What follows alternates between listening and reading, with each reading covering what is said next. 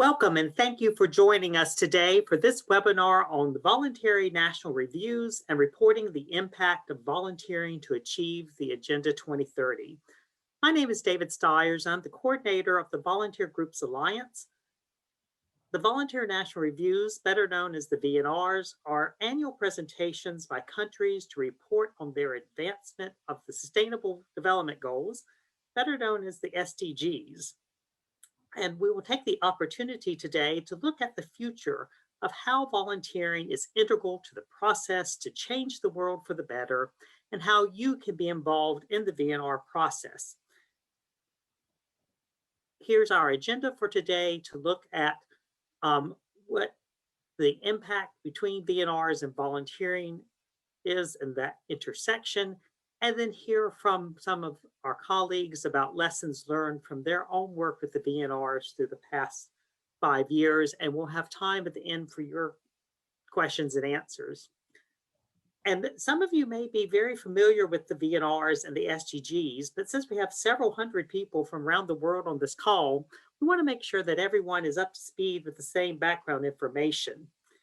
So in September 2015, world leaders agreed on these 17 Sustainable Development Goals, or again, known as the SDGs, to be achieved by the year 2030. And these goals focus on advancing human well-being and education, especially for women and children, and ending poverty in all its forms and dimensions. They're around ending hunger and achieving food security for all, protecting the planet and building resilience to combat climate change, ensuring access to sustainable energy, sharing economic benefits by addressing inequality within and among countries, and bolstering local action to accelerate the implementation of the SDGs. So we'll quickly go through the 17 goals, and we'll group them by first people. You'll see that we have goals around no poverty, zero hunger, having good health and well-being, quality education, and gender equality. Then the next set of goals we'll see are around the planet and making sure that we're staying sustainable in how we are dealing with our natural resources, including clean water and sanitation, responsible consumption and production. Climate change is certainly a big issue facing the planet, and looking at both life below the water and life on land. Another grouping around prosperity, and again, ending poverty of all by providing affordable and clean energy, decent work and economic growth, looking at industry, innovation, infrastructure, again, reducing those inequalities, and how do we build sustainable cities and communities. And then the final two goals, the first one is around peace and how are we fostering a peaceful, just, inclusive society and strong institutions, because we know without peace, we can't have sustainable development. And then finally, partnerships. We have to do this together. And how are we working to help focus on the needs of the poorest and most vulnerable with the participation of all countries, all stakeholders, and all people. And so these Sustainable Development Goals are the world's to-do list for 2030. And we're entering now what's being called the decade of action, because we're less than a decade now until the goals are to be achieved. And since the adoption in the fall of 2015, we've seen a shift whereby the recognition of volunteering has extended well beyond our volunteering community. And the next slide, you'll see that the goals are meant to be universal, indivisible, that they all interrelate and interlink. They're to be transformational.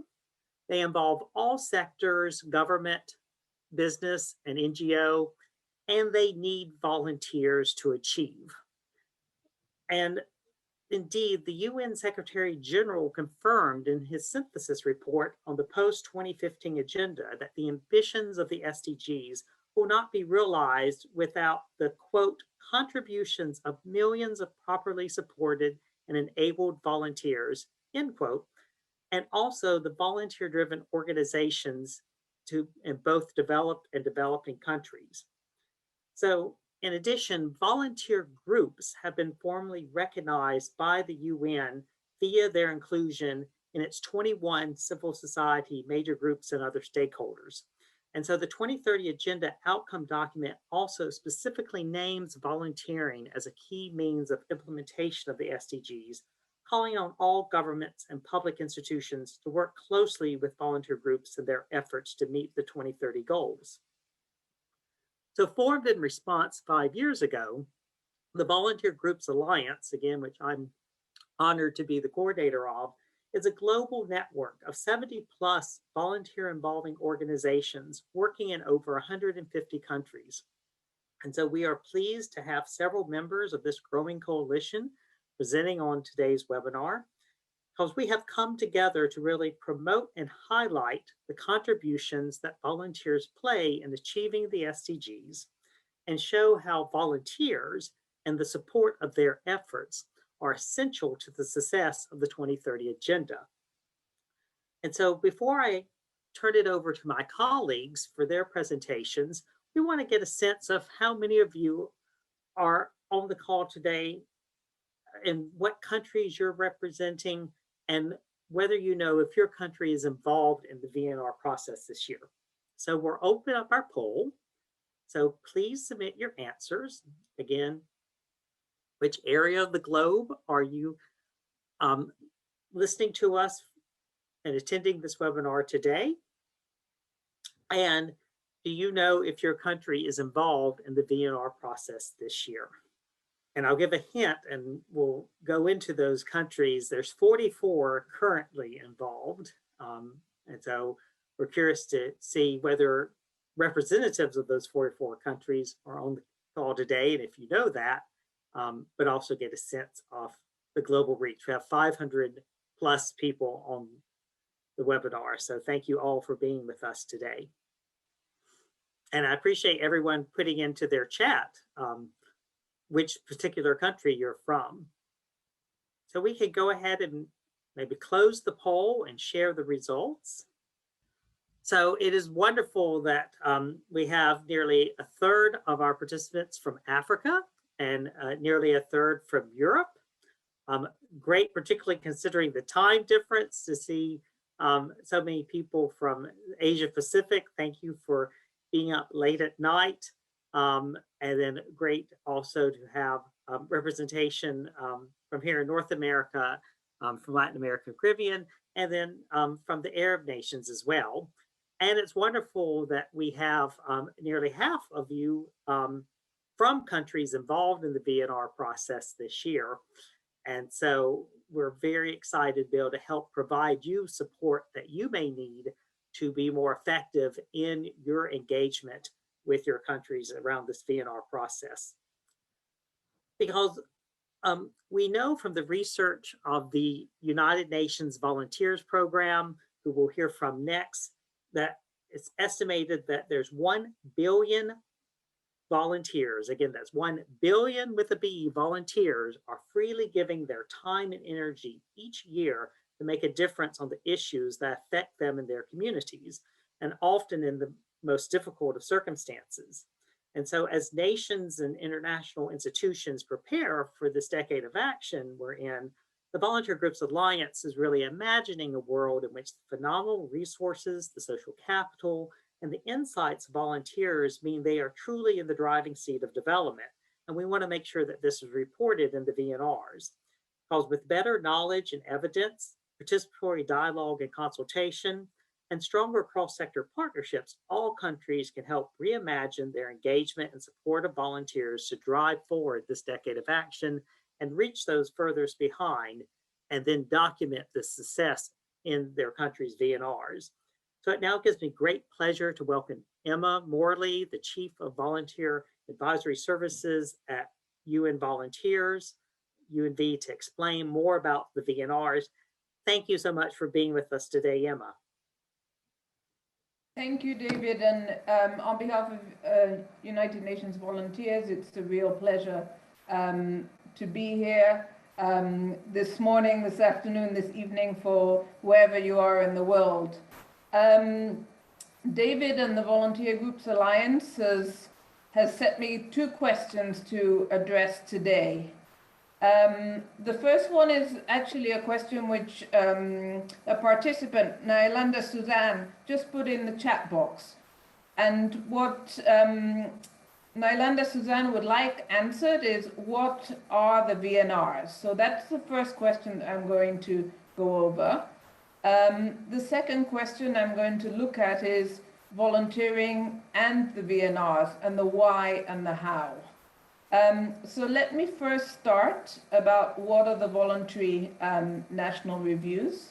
And the first thing I want to say is that we've got now 5 years experience on the VNRs.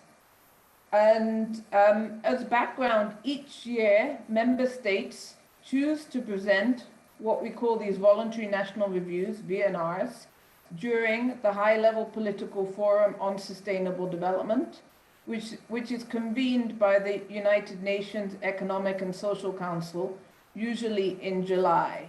So David just went over the Sustainable Development Goals, which were established in 2015.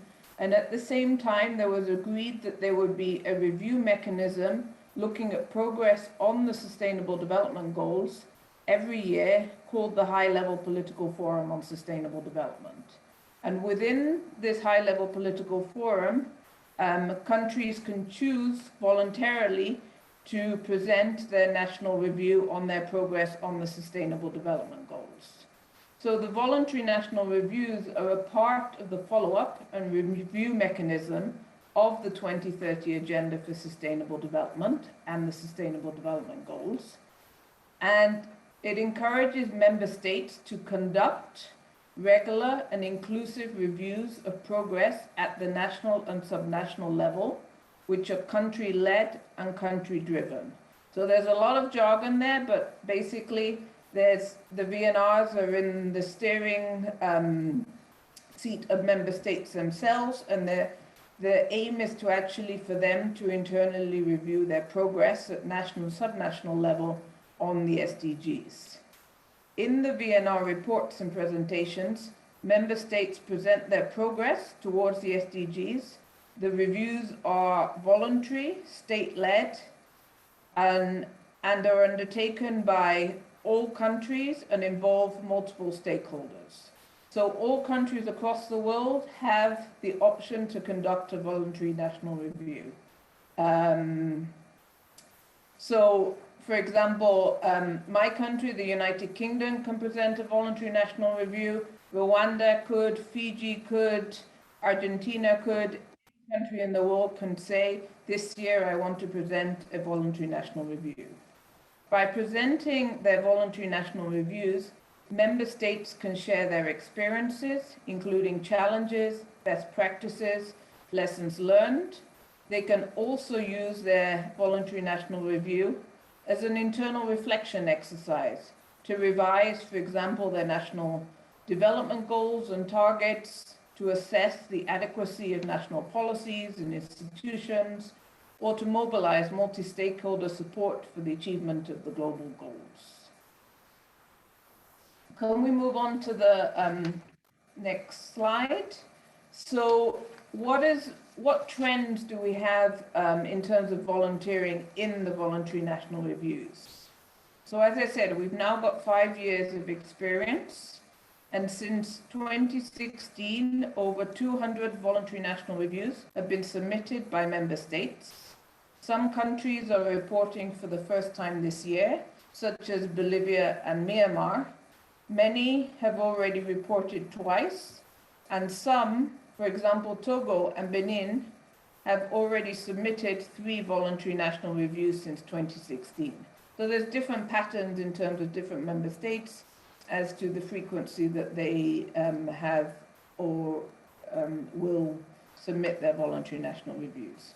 Between 2016 and 2020, more than half of all submitted voluntary national reviews have recognized the contributions that volunteering can make to the Sustainable Development Goals. For example, some VNRs document how volunteers help deliver services, have increased participation, or have raised awareness of the 2030 agenda. If we look more closely at the different years since 2016, the share of VNRs that recognize volunteer contributions to the SDGs has strongly increased, as reports better reflect whole of society approaches. So if we look at the bar chart there, we see, for example, in 2016, 18% of VNRs acknowledge the positive contribution of volunteers. When we get to 2019, it goes up to 59% and 58% in 2020. So we're seeing a gradual increase. We also see that over time, the VNRs started relating volunteering to all 17 goals, which shows that volunteering is considered relevant across all goals. Although the VNRs mostly link volunteering to cross-cutting matters, many also highlight volunteer contributions to specific SDGs, especially to SDG 11 on sustainable cities and communities, SDG 4 on quality education, and SDG 3, good health and well-being. So although we're seeing a gradual pattern of movement towards looking at volunteerism as a cross-cutting issue and how it impacts the overall SDG effort in a country, we also see lots of examples of how volunteering is linked to individual SDGs.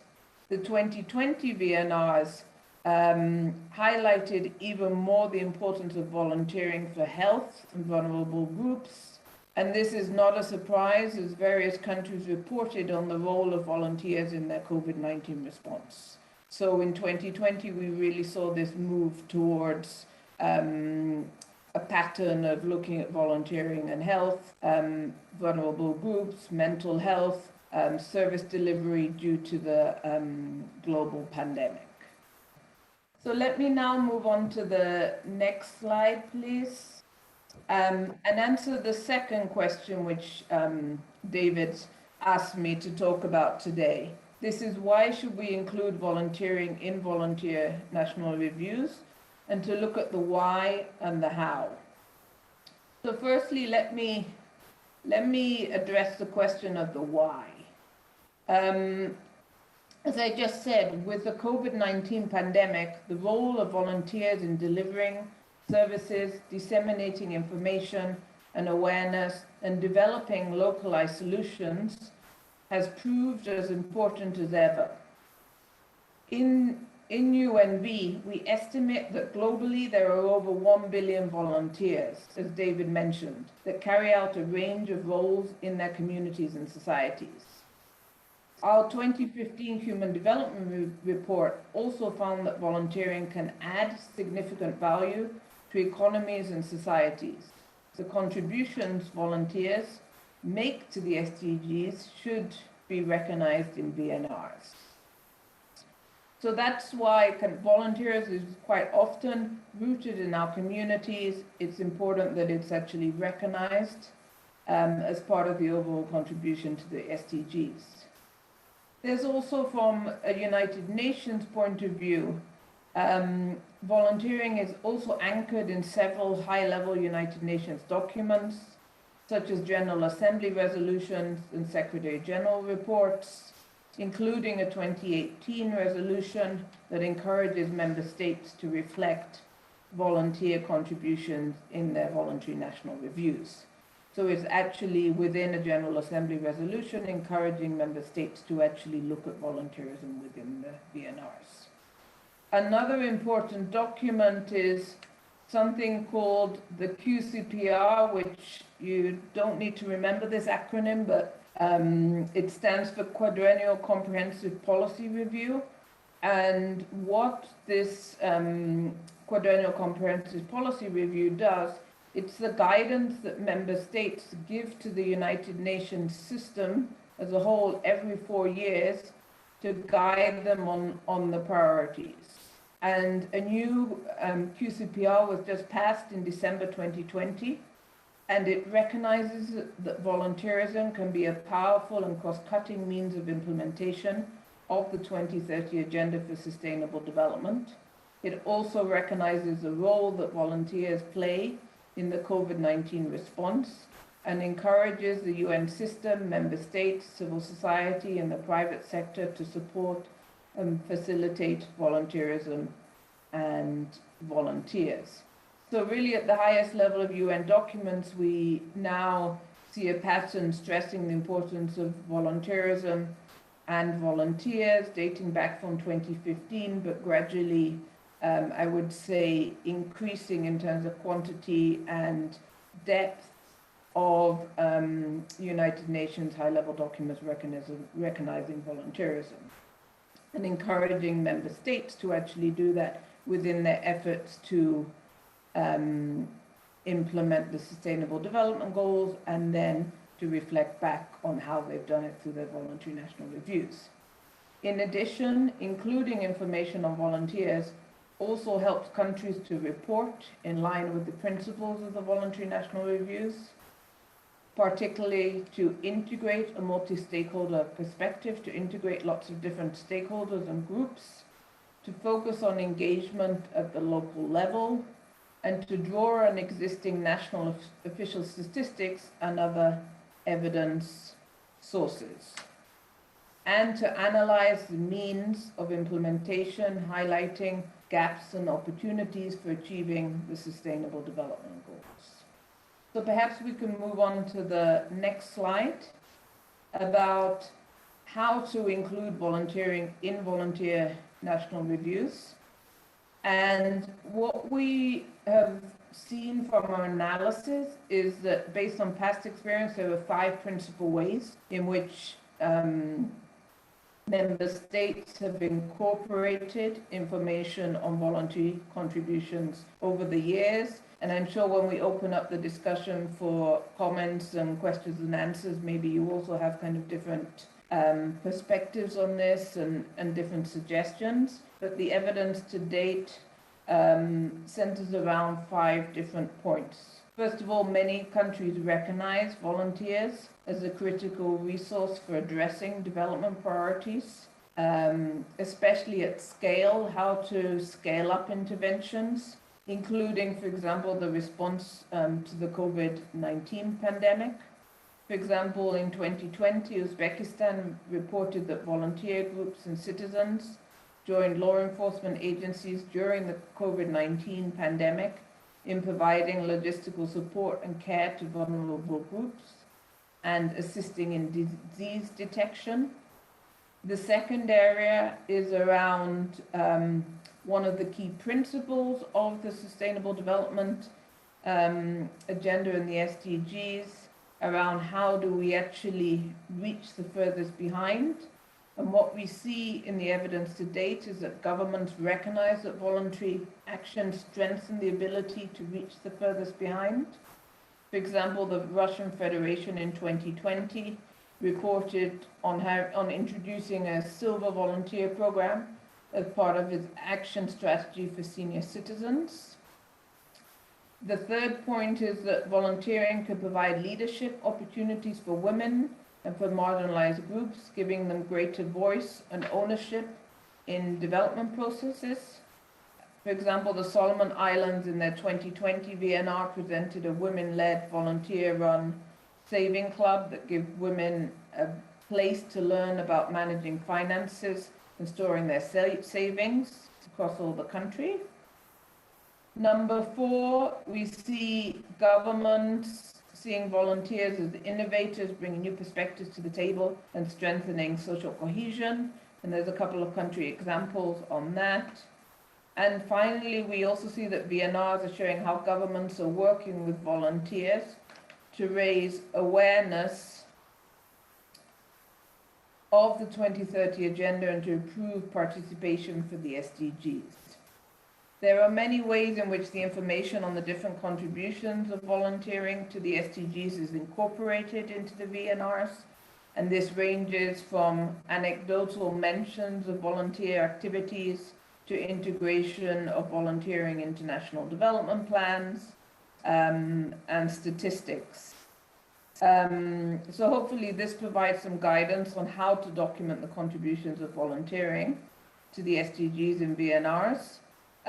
But there's also kind of more support available, both through the work of the Voluntary Groups Alliance, many of the members, and also from UMV. If I could move on to the next slide, please.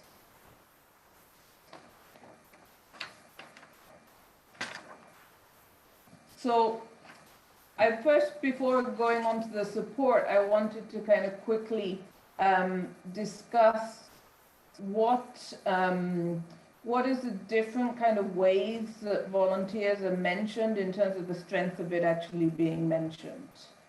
And I want to kind of use as a reference point, and every organization and a member state will have a different way of doing this, the analysis that UMV has done. Within UMV, we actually, as part of our overall strategic framework and planning, we have as one of our core indicators the measurement of volunteer contributions into the Sustainable Development Goals. And we've actually decided to kind of measure that based on a number of criteria, because we see the quality of the reporting around volunteerism to widely differ between member states. So I just wanted to give you here a kind of example of UMV's own analysis of how we do it. And this is, of course, very subjective. But what it allows us to do is to see the member states who are really kind of differ from having kind of one mention of volunteers to really looking at how volunteerism has been integrated into policy and planning for the Sustainable Development Goals. So in UMV's assessment, if there's a general mention of volunteers, we actually don't consider that as a measurement of volunteerism being incorporated into a voluntary national review. We see, for example, that volunteers are often mentioned in a list of stakeholders in the report, introduction, conclusions, or as attending events. So we don't include that. The next category up is what we would call an anecdotal mention of volunteers and their activities. For example, volunteer-led youth consultation platforms are mentioned in relation to a specific SDG or target. We classify that as volunteering has been included. There's also anecdotal mention of volunteer results in relation to specific SDGs or targets. For example, Red Cross volunteers providing psychosocial support to medical staff under the health SDG. We consider that as included. We see the next category is policy linkages to volunteerism, and that might, for example, describe volunteer initiatives, infrastructure, or policy support by the member state to address specific SDGs, gaps, and challenges. So all those is what we call as included. And then we have a kind of higher threshold, which we call when we say that volunteerism has been strongly substantiated in VNRs.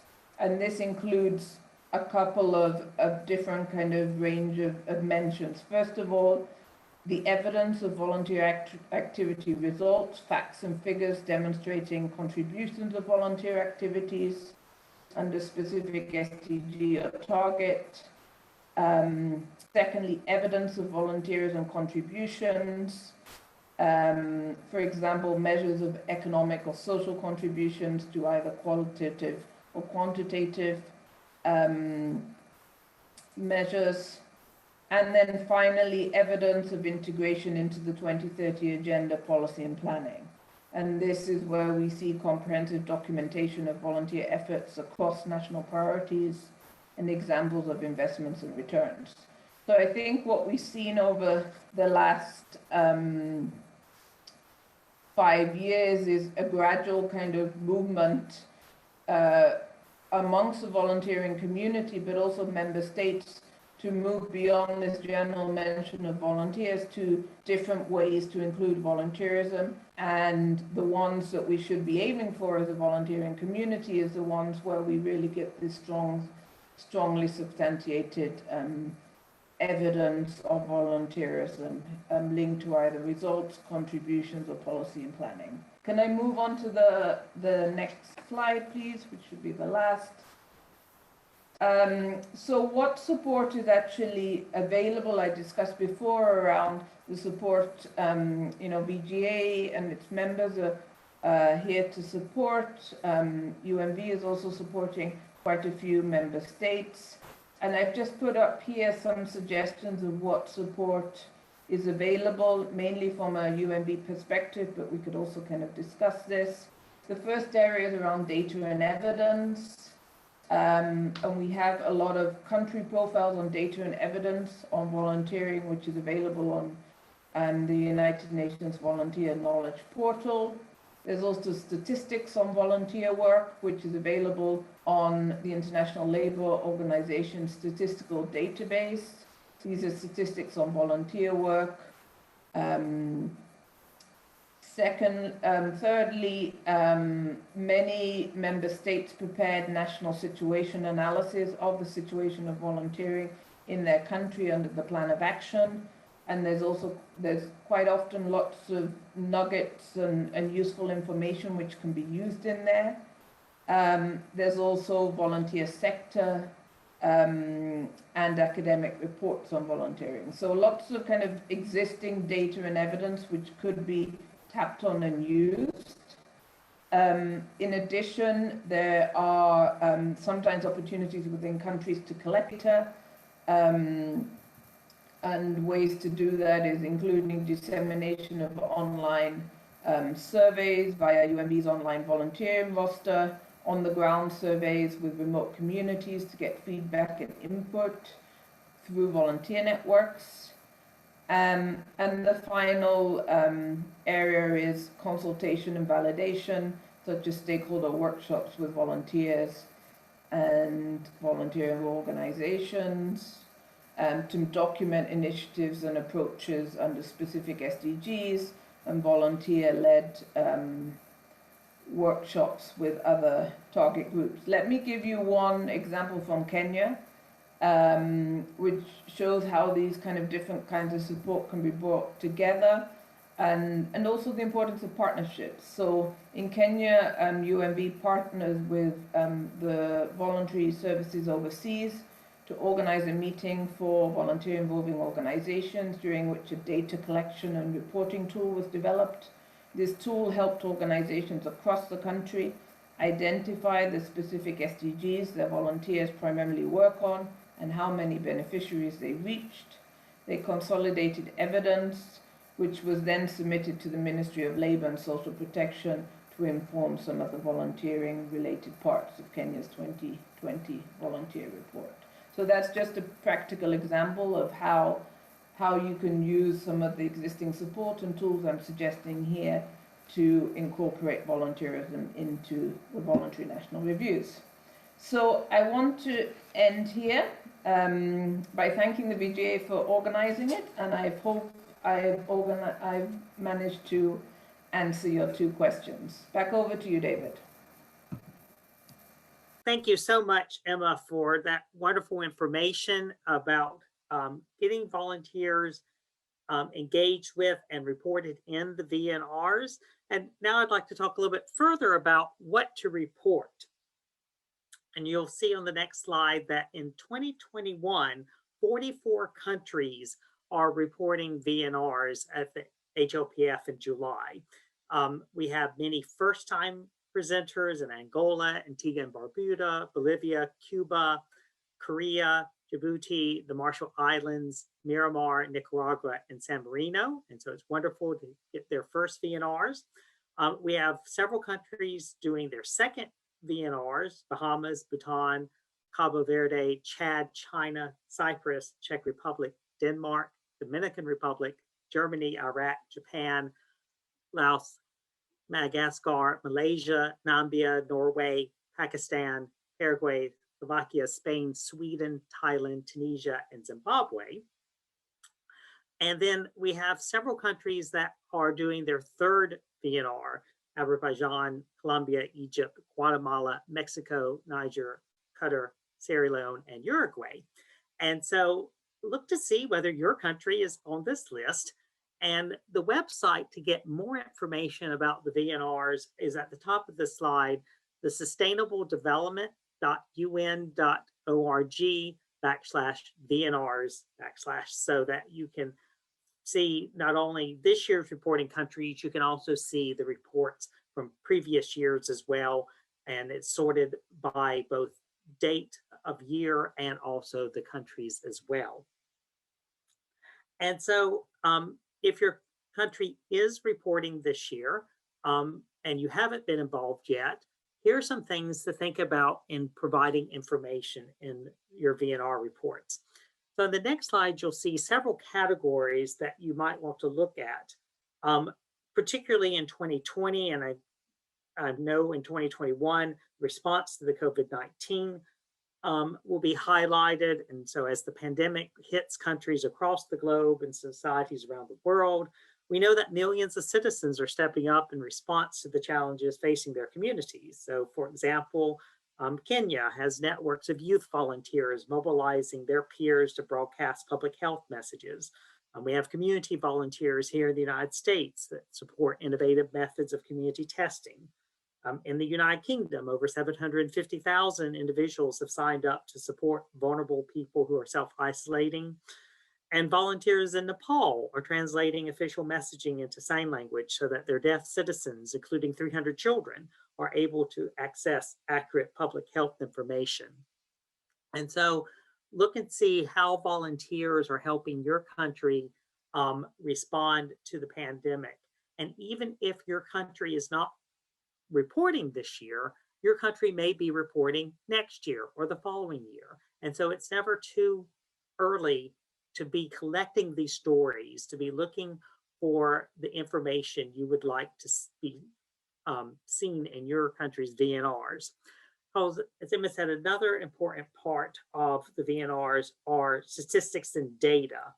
And so take Mongolia, for example, in their VNR in 2018, they reported on the role that volunteers play in achieving the SDGs, including 27,000 volunteers contributing nearly 4 million hours, which could be valued at 5.5 billion of benefits to the economy.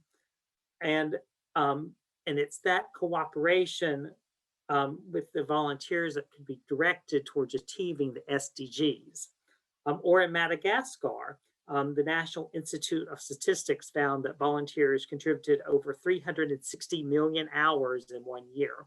So whatever national statistics or even local statistics that you have that you can help feed into the VNR process, the facts and figures, these numbers are really important in both the number of volunteers, the number of hours of volunteers, and the economic benefit as well. Another thing we're seeing is that volunteering is often included in national plans and strategies. So for example, in Chad passed a law in 2019 establishing a national volunteer corps. In Kazakhstan, a draft law on volunteering is being developed. And Cameroon has adopted a national volunteering strategy. So whatever your country may be doing from a legislative standpoint or a national policy standpoint around volunteering, and again, how they can achieve the SDGs, that's important to be putting into the VNRs as well.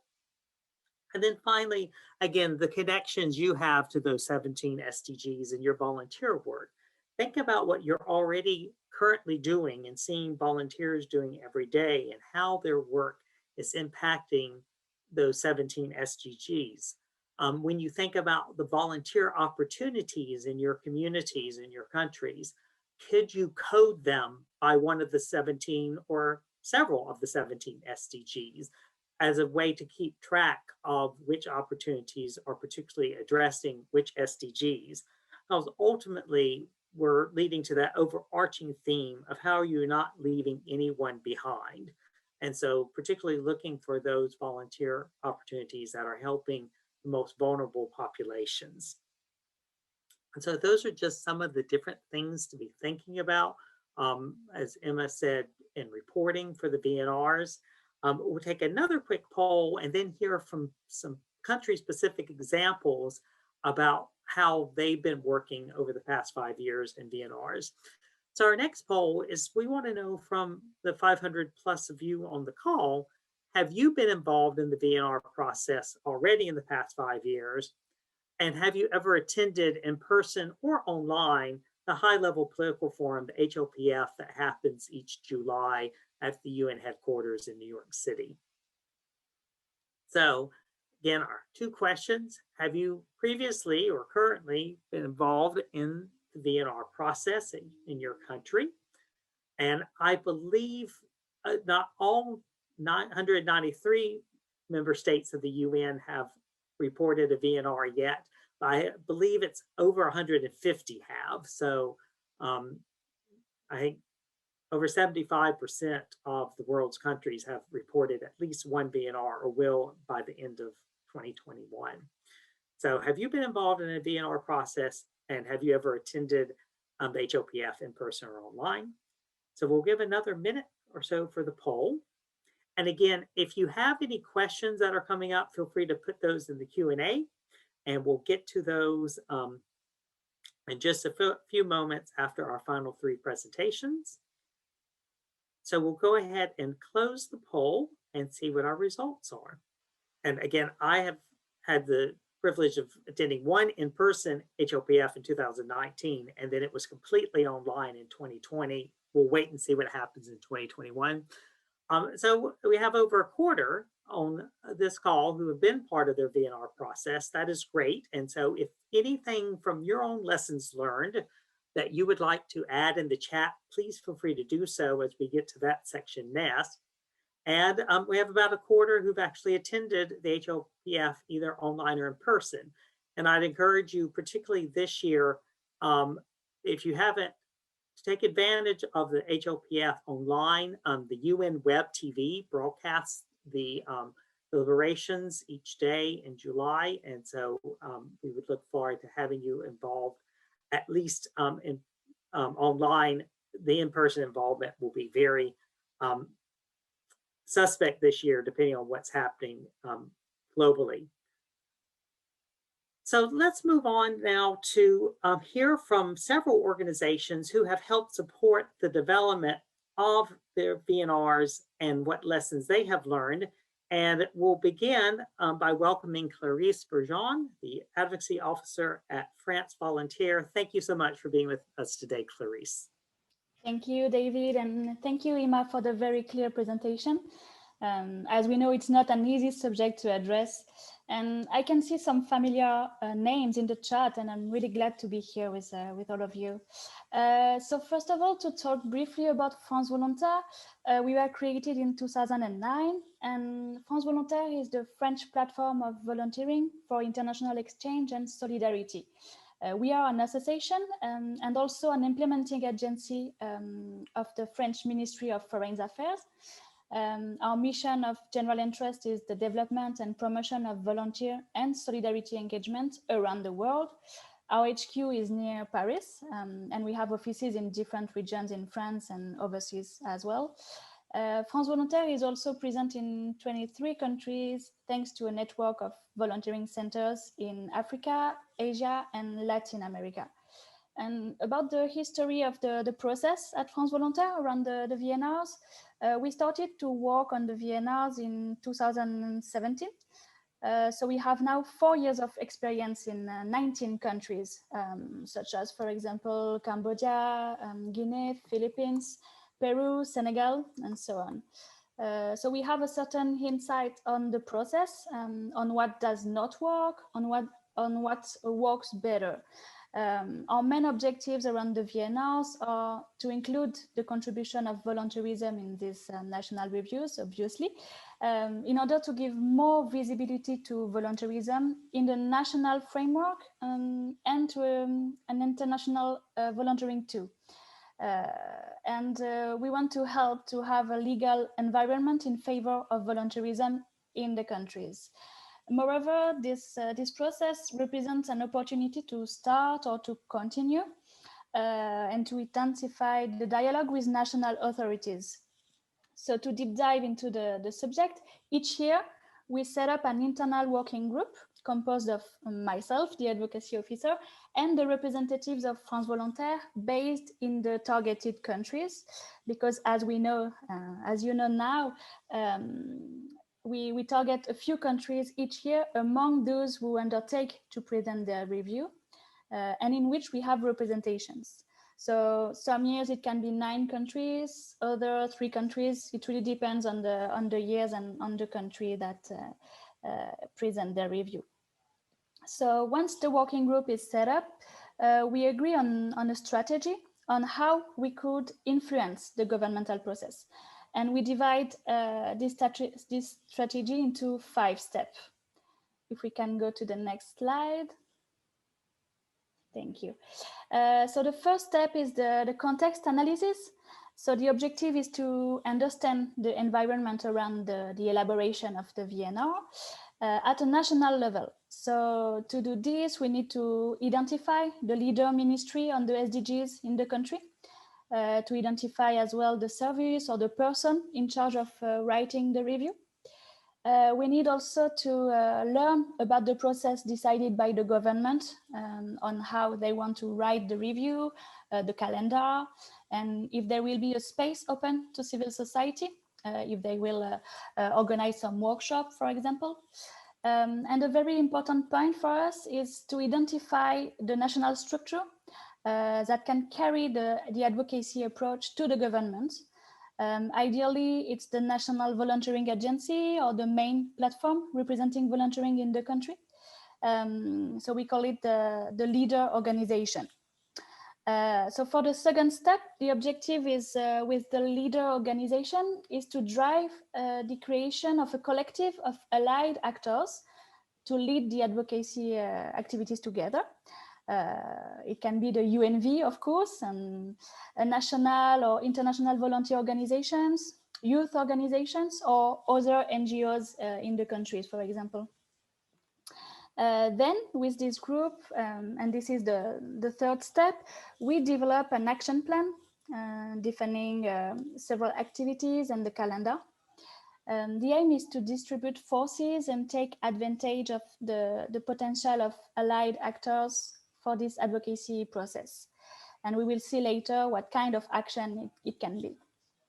Once the action plan is done, we implement it, of course, knowing that the governments have to submit their review by mid-June, so they must finalize it several weeks before, so we have to keep that in mind.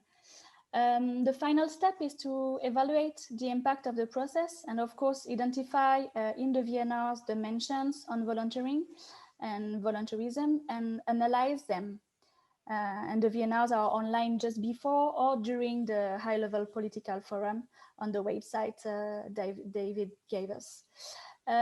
So here are the 5 steps of our strategy. That was the theory. Let's talk about the practice now. And I will give you some concrete examples of what we did the previous year. So, for example, in Togo, in Ghana, or in Cameroon, we followed exactly these 5 steps. And we were able, with national and international organizations, to submit a report on the contribution of voluntarism to the SDGs in the country, with data and proofs. To the different governments. We send to the different governments a report. And finally, several mentions were included in the VNRs, thanks to this work. For me, the key here is to provide the government concrete elements that they can reuse directly in the reports, because we can imagine that they have dozens of contributions like this. from different organizations, private sector, other NGO. So we can facilitate the work for them with brief summaries, and they just have to copy paste basically and to the review. And to be more specific, in Côte d'Ivoire in 2019, the government was really open to the civil society inputs, and they organized several workshops with the civil society to write the VNR. And the head of National Civic Service Office, a national public institution, was in charge of bringing the messages to the government. So we had a really great ally here.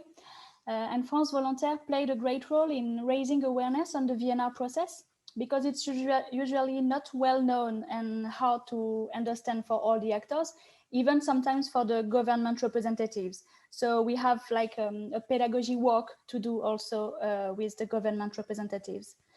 And finally, the VNR of Côte d'Ivoire recognizes the contribution of local volunteers and also of French volunteering, in particular in the fight against climate change.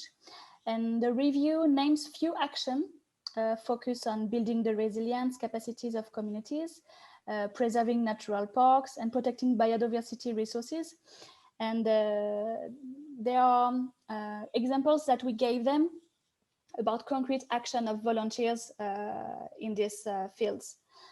Another experience that we had in Ecuador in 2020, France Volontaires and UNV launched an online survey on the contribution of volunteerism to the 17 SDGs. A consultant was hired to make this work, and more than 100 national international organizations responded to the call, coming from civil society, the public and private sector, and academia. And the result of the survey were used to prepare a report on the situation of volunteerism in Ecuador and its contribution to the achievement of the SDGs.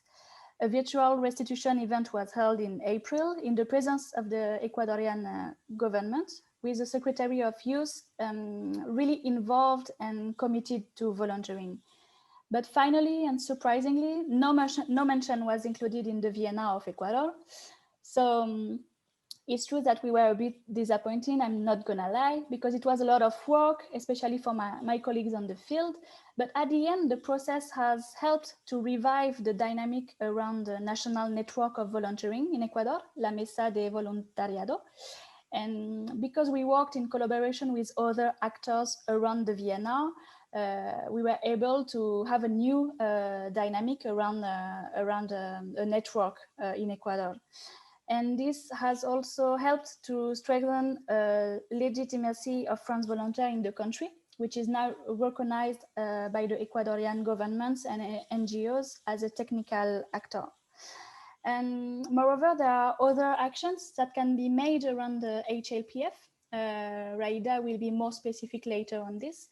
But we had the opportunity to have the Secretary of Youth of Ecuador, Elias Tenorio, on the side events we organized with VGA last year.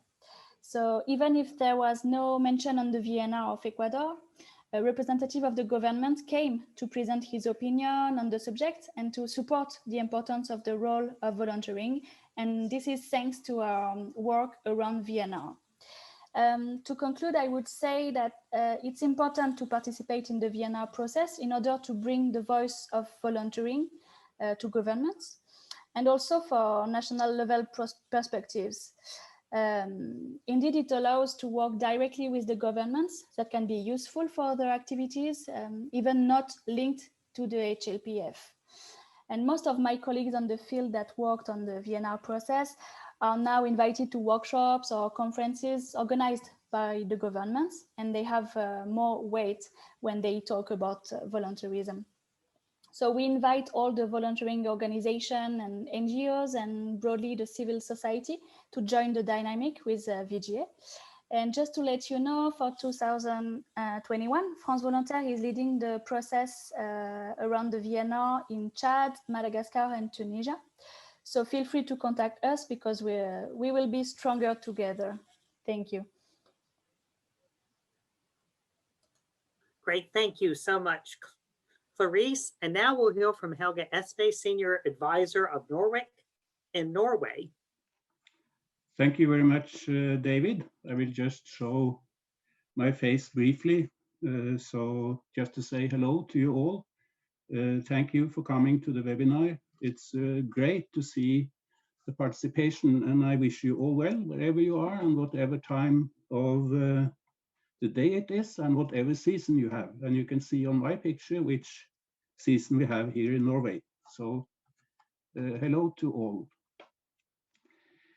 We have heard how we, in trying to approach the national VNRs and how to get recognized there, that we have mainly two approaches, I would say. As we have heard, we have to emphasize on one hand data gathering and production of evidence. We have to be based on facts to do advocacy. And the other one, of course, is to find strategies for consultation where we can go in and do good advocacy for volunteering, and not only be mentioned in the report, as was said by Emma, but we have to be recognized, and we have to get an impact in the report. So I will just mention a few points about that with reference to what has happened in Norway. And if we start with the advocacy part, I would say there is obviously a close link between the way a country organizes SDG implementation and the way it reports on the SDGs. If the civil society and if volunteering are recognized as part of parcel of implementation, it's highly likely that the efforts also will be recognized in reporting. And an important factor here is, of course, the country's general policy to support and appreciate voluntarism and civil society. So maybe the next slide, please. And then, of course, there are different ways in which the countries have organized the implementation. Some countries have chosen to have a strong central unit, for example, in the Prime Minister's office. You will see that symbolized by our Prime Minister, Erna Solberg, here.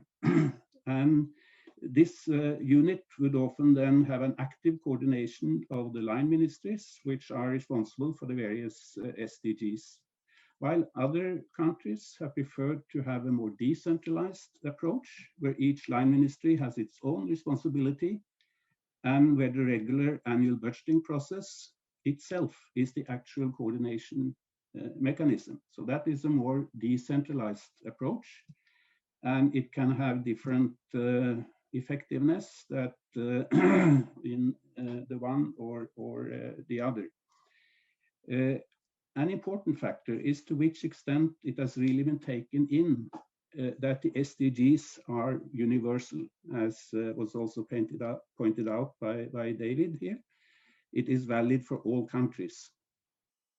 Many traditional donor countries looked for several years at the Agenda 2030 as mainly valid for the Global South, despite rhetorics to the contrary, and accordingly placed the coordination of VNR preparation in the traditional aid ministries and departments, and in the case of Norway, in the Ministry of Foreign Affairs, which administrates aid. And that is that actually quite impressive building on the screen also, symbolizes the Ministry of Foreign Affairs. That is because the Agenda 2030 actually was prepared by many of the actors and stakeholders in traditional aid cooperation. So it took time for it to really get in that it is not an aid agenda, it is an agenda equally valid for all countries. But in that kind of organization under MFA management, the VNR inputs, as well as HLPF preparations in general, were largely coordinated through an organization called the Forum for Environment and Development, which was set up after Rio 92, and have played a prominent role in coordinating the inputs to the VNR from other NGOs. So one CSO was set to, in a way, be the consultation platform for the many. In addition, the consultation platforms for the VNRs were actually direct meetings and platforms between the ministry and interested stakeholders, and both in preparation of the report, but also, of course, before departure to New York, to the HLPFs, to get the final inputs, which those platforms were good for direct lobbying, for volunteering. And it can also be mentioned that Norway's Prime Minister Erna, which you see there, she has usually shared the limited VNR presentation times in New York with a representative of NGOs and the voluntary sectors, such as the Norwegian Children and Youth Council, for example. And she herself is an appointed envoy for the SDGs and usually includes them in her speeches. So under that management, there have been a sort of, I would say, traditional aid platforms for inputs from volunteering. But writing of the VNR 2021, if you saw the previous slides here, you would see that Norway is reporting this year. That will take place under the auspices of the Ministry of Local Government and Modernization. So it will change to a sort of interior ministry. And that could be seen as a symbol or a drive for stronger localization of the agenda, which is why I have included a picture of a local community in Norway also, and the word local to really see the difference between that type of organization and the central organization, and what opportunities there are for advocacy in a decentralized, more decentralized setup. So this new ministry has invited broadly for inputs for a plan of action for sustainable development in Norway. It has invited NGOs, institutions, and all other stakeholders to also adapt goals. And for example, for the voluntary sector, the Association of NGOs in Norway, which is an advocacy organization for more than 300 VIOs with more than 50,000 local chapters, has adapted SDG 17. This other ministry, of course, in cooperation with some others, have also taken on to organize a broad national sustainability conference annually, mainly to increase SDG awareness on all government levels, open for inputs from actors and stakeholders. So in Norway, the trend now is to go more local and try to get the community to take in the SDGs, while I would say the first 2-3 years it was a top level thing. We could move to the next slide. And I think we said that the attitudes of government towards civil society and volunteering in itself is a very, very important topic for finding platforms and ways to make input.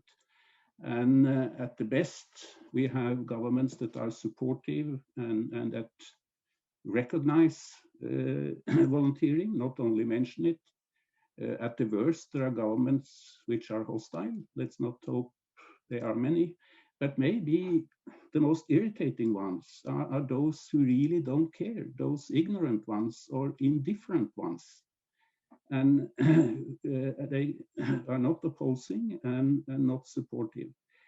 If I should say what happens here in Norway, I would say that civil society inputs have been well taken when SDG matters were coordinated by the MFA, and now when they have also moved over to the other ministry, because strengthening of civil society in the global south has always been an important goal in itself for Norwegian public aid intervention.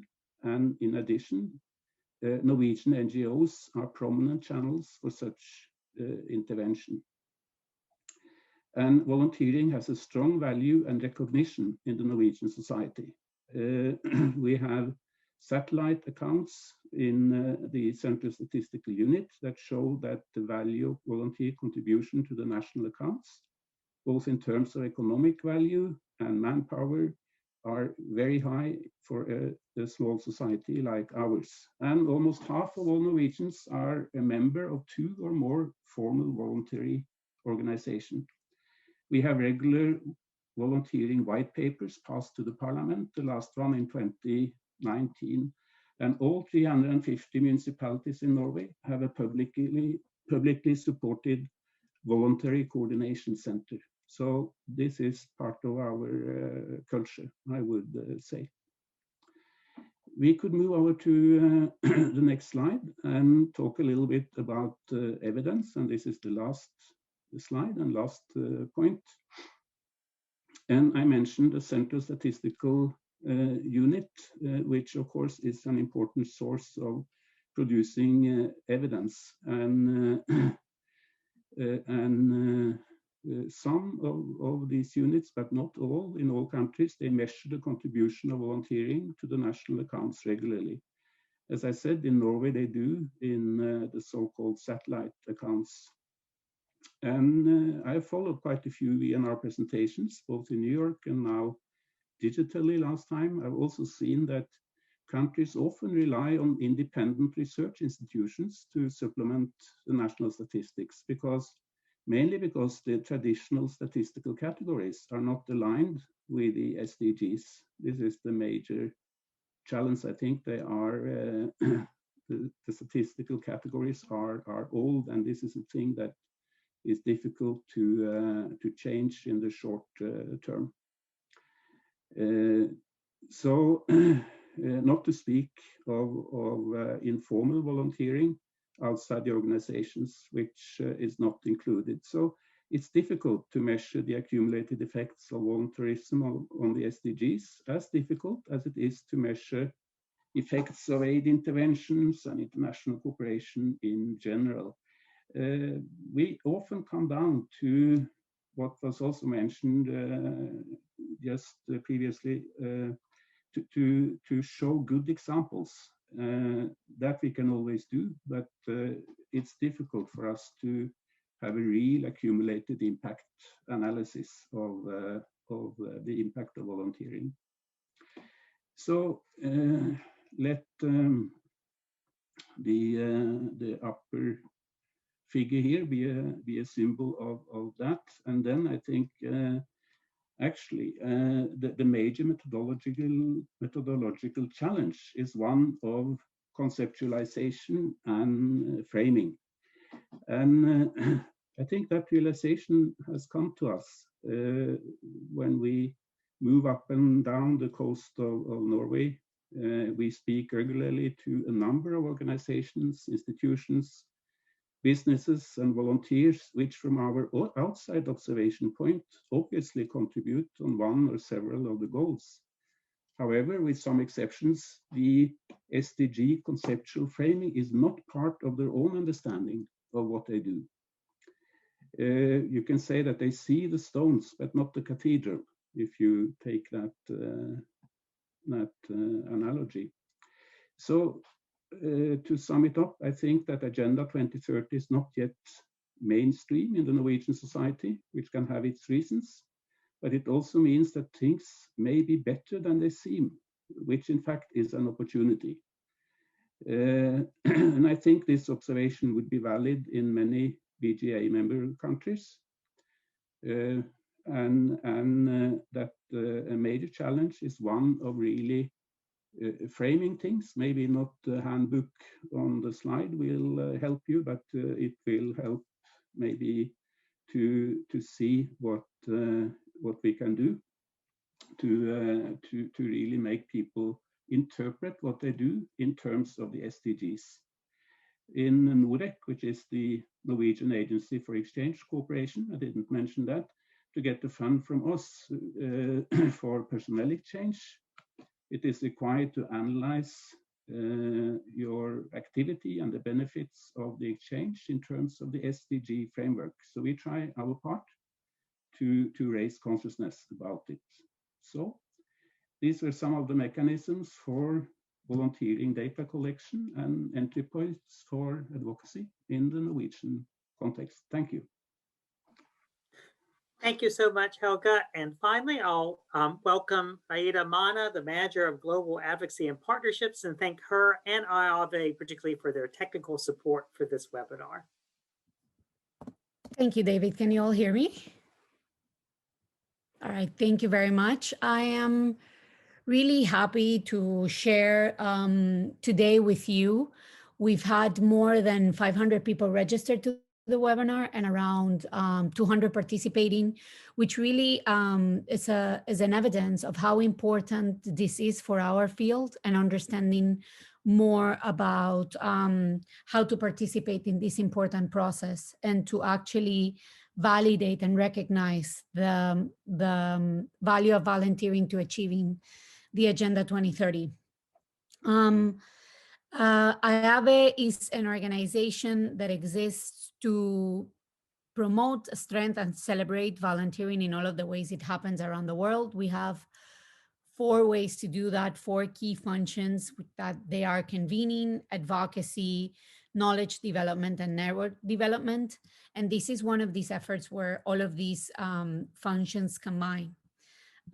What have we done as an organization that actually exists to promote and celebrate volunteering, and not necessarily an organization like my colleagues have shared that are actually having volunteers on the ground, so volunteers sending organizations or volunteering involving organizations.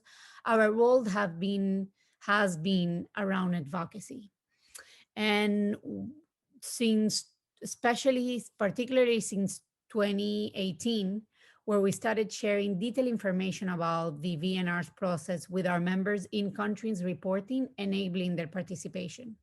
What we noticed is that being a global organization, we had a lot of key members in countries where the VNRs process were happening, and they didn't know about the process, or they knew and they needed better ways to participate, or they were very advanced and we didn't know about that. So asking them and sharing information about the process has been a way for us to understand what's happening in these countries and how our members are participating.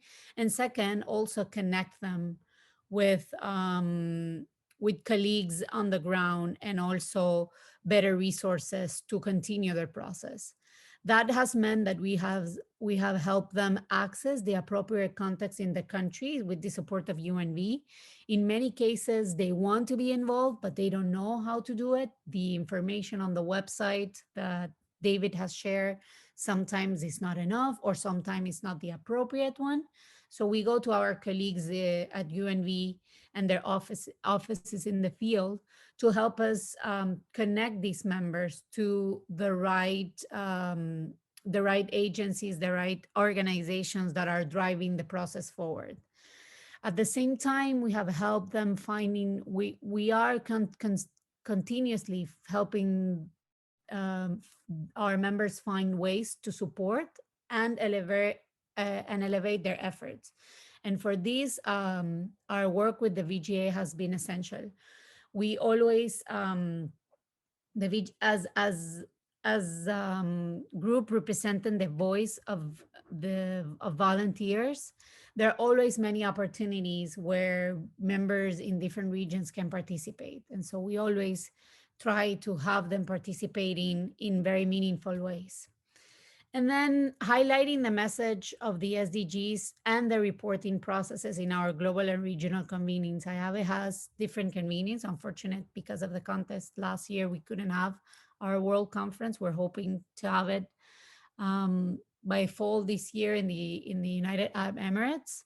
But for us, it's very important that in every event that we do, whether it happens online or it happens in person, we always highlight the message of the SDGs, the Agenda 2030, and how important it is to report the value of volunteering to achieving the SDGs. In this sense, and this goes back to what my colleague Clarisse was talking about participating at the HOPF, there are many ways to participate at the HOPF. Particularly for us, it has meant giving voices to those in the ground doing the projects and elevating the work of volunteers. Here, it's really interesting to see, but the first two pictures are from 2019. And as you can see, we were all in New York participating in the different events of the High Level Political Forum. And then the other two are online, and those were last year. We have, since 2018, we have had volunteer speakers, both at the HOPF side events with the VGA and also at the HOPF official agenda. In this case, you can see the picture of our representative in Chile, Marcela Gillenberg, who was in New York elevating the voice of volunteers and the work that they're doing with civil society in the country. And in the second one, you'll see Trimor Karikoga from Sierra Leone, also elevating all of the work that they're doing through Vionet Sierra Leone. The opportunity to share in these spaces is very important because many times there are a lot of advancements that are not communicated.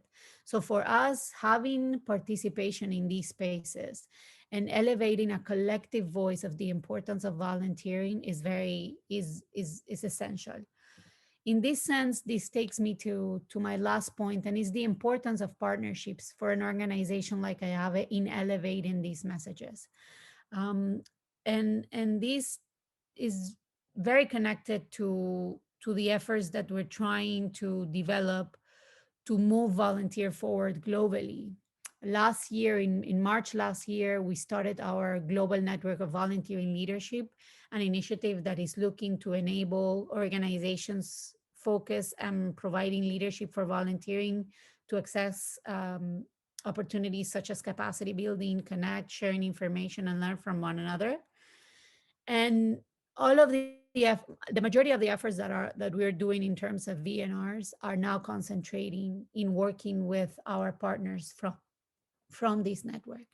We have 72 members in 62 countries with representatives in all of the regions, which means that we at least have 20 members in 20 countries each year participating in the process. So for IAVE, it's very important to enable platforms for our members to share their initiatives, to gain greater global recognition while they promote their volunteer actions. This just wouldn't be possible without the collaborative efforts of our partners. Everything that we've heard today is the backbone of our advocacy efforts. We work with our colleagues and friends in the field, all working together to advocate for a global culture of volunteering that is recognized, that is a vital tool for creating a more sustainable, fair, and peaceful world. Definitely, it is. We cannot deny that together we're doing more and we're doing better. And this means participating in events that our colleagues are putting together. This means being alert of all of the information that we're receiving and being able to communicate it correctly to our members. And it means also to engage members from very different perspectives. We also have our Global Corporate Council, because the richer the conversation is around volunteering and its impact, the more valuable that is going to be to the overall process. So for us as an organization, it's very important to keep sharing the right message, to keep working with our partners, and to keep elevating the messages, the work that our volunteer organizations are doing around the world. Thank you very much. Thank you so much, Raida. And again, thank you all for your participation in today's webinar. We'll take maybe another 10 minutes if we can steal that from your time. Again, we've had a lot of information to cover, particularly about the what, the when, and the why of the VNRs. I'd love for anyone to give any more information you can provide about really who is responsible for generating the VNRs in countries. That's come up in the questions, and then particularly how to get involved.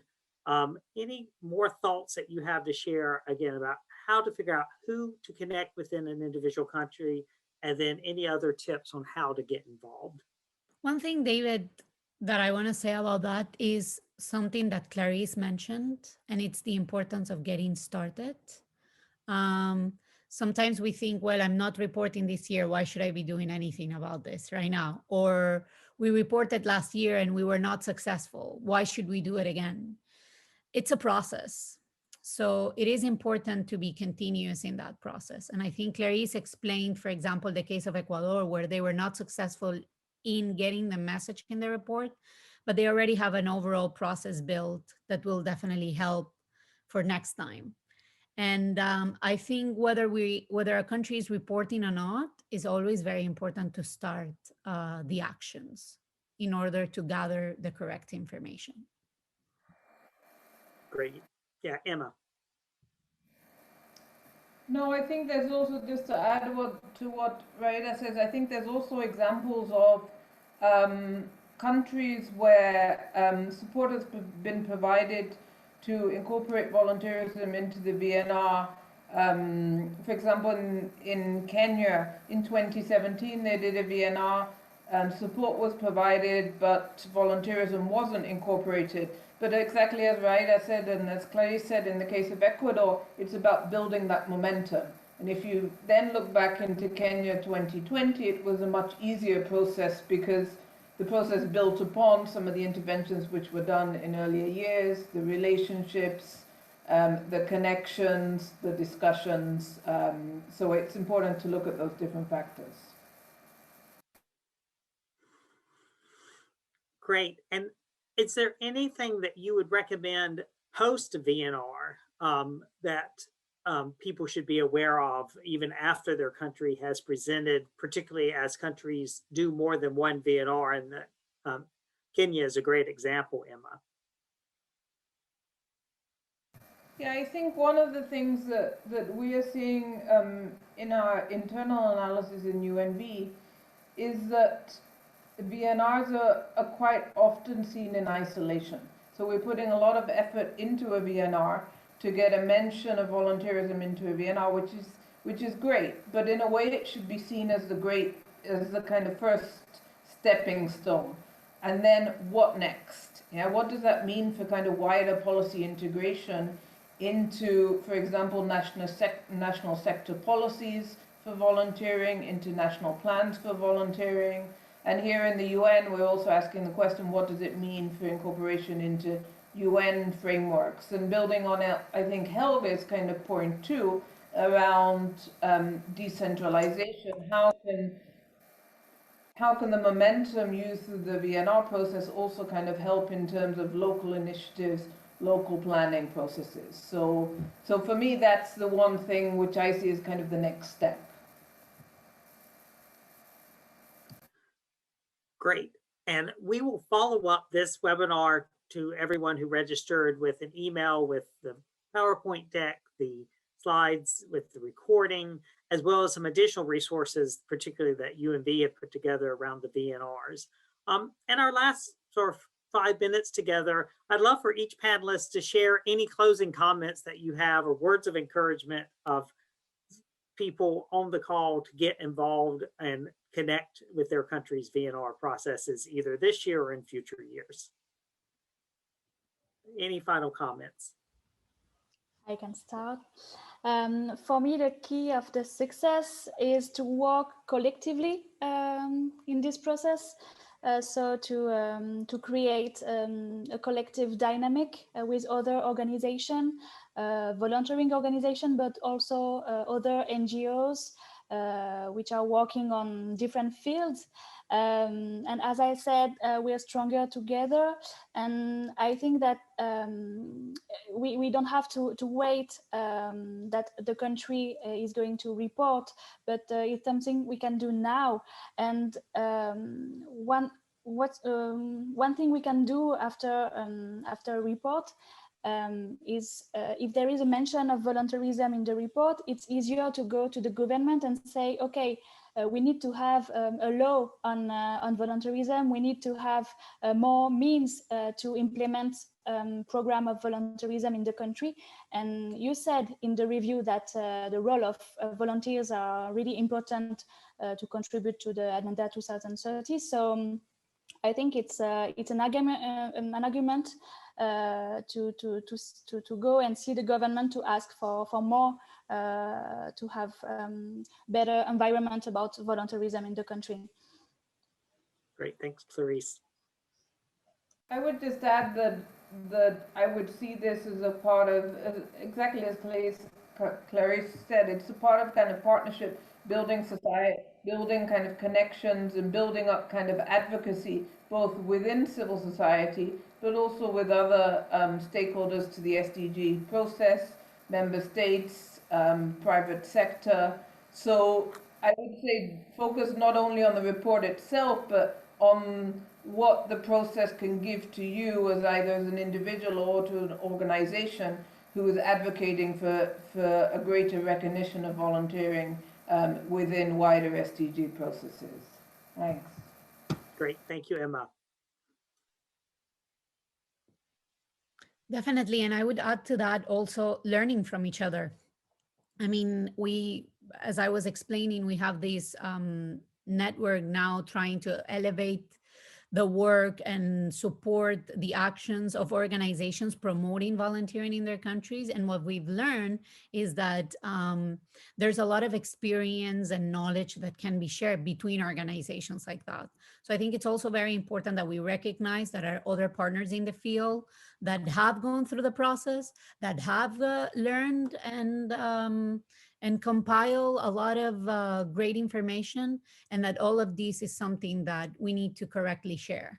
And I think that's exactly what we want to do with the efforts of the VGA, is having a space for us to share, to build together, and then to participate in this process with a collective goal and collective actions as well.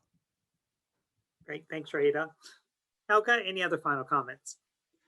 Thank you. I just got the question from Jairus Buluma in the Q&A, and he asks if organizations like NOREC are ensuring that the partner organizations are involved in the VNRs.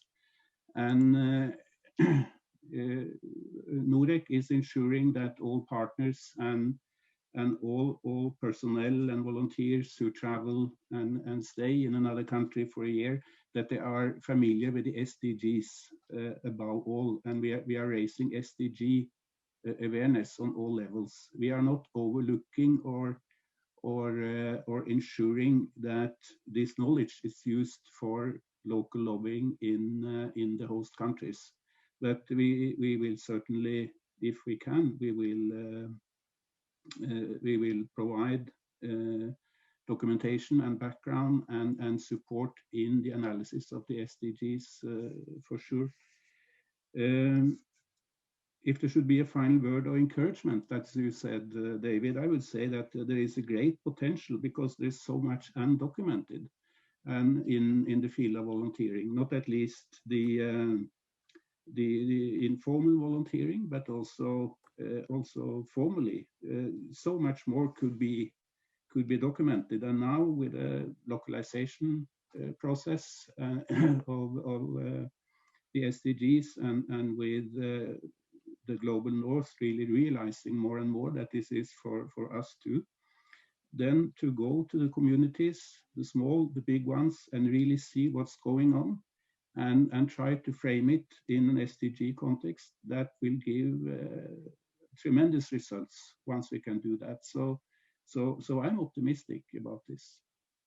Great. Well, thank you all, UNV, France Volunteer, NOREC, IAVE, for your presentations today and for all your support of VGA over the years.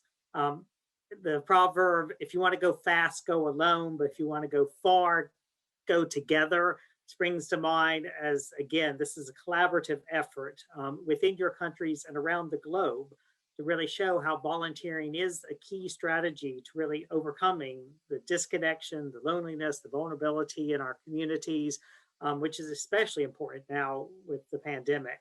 And we've also seen the real transformative power of volunteering to really energize this decade of action, particularly if it's properly championed. So right from its design, again, that 2030 agenda and the SDGs have been of the people, by the people, and for the people.